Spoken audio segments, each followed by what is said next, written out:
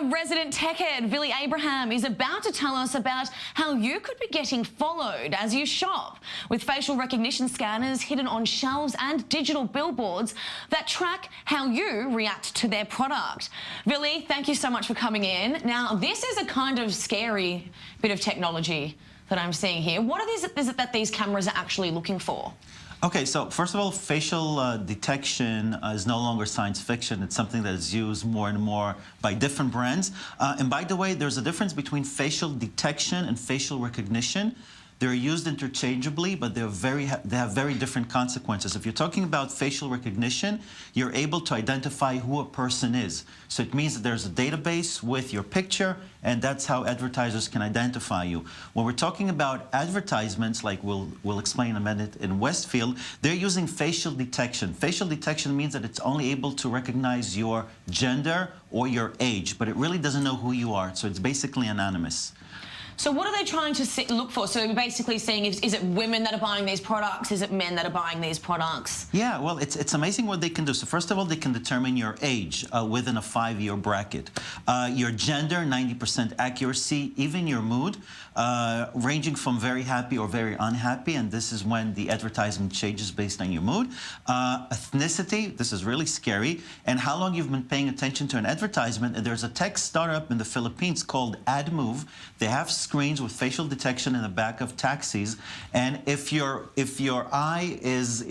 turn your attention away from the screen, it changes the commercial or the content in order to turn back your attention to the screen. This is really scary. And by the way, if you look at responding to weather changes, this technology can change to weather changes.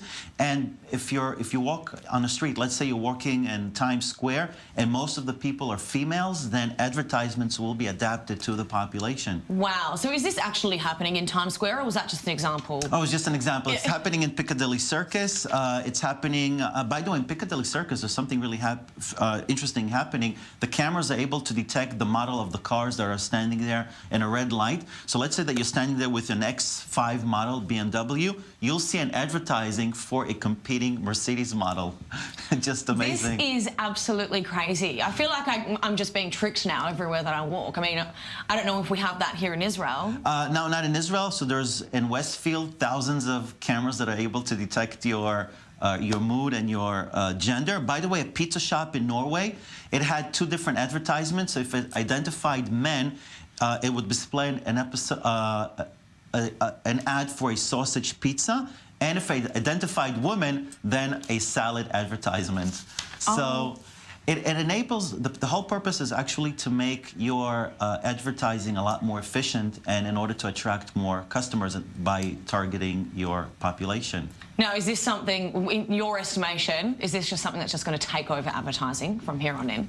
Yes, definitely, definitely. And of course, we do have to realize that today we're being tracked. If you look at cookies that you have when you're surfing the internet, so if you look at cookies, it's worse than having facial detection, because advertisers can tie your behavior online to your identity by looking at your IP. Every computer has an IP address, and it could be tied to a particular person. When we're talking about facial detection, it's not that bad, but in the future, yes, because a lot of people are not buying online, and this is how brands are trying to attract more and more people to their brands. Crazy developments here in the tech world, really. Oh my God. Okay. But we do need regulation for that. So we do. Yeah. Okay. Well, that's good to hear, because otherwise, I just literally will feel like I'm just walking around in a game. Thank you so much for your time, Billy Abraham.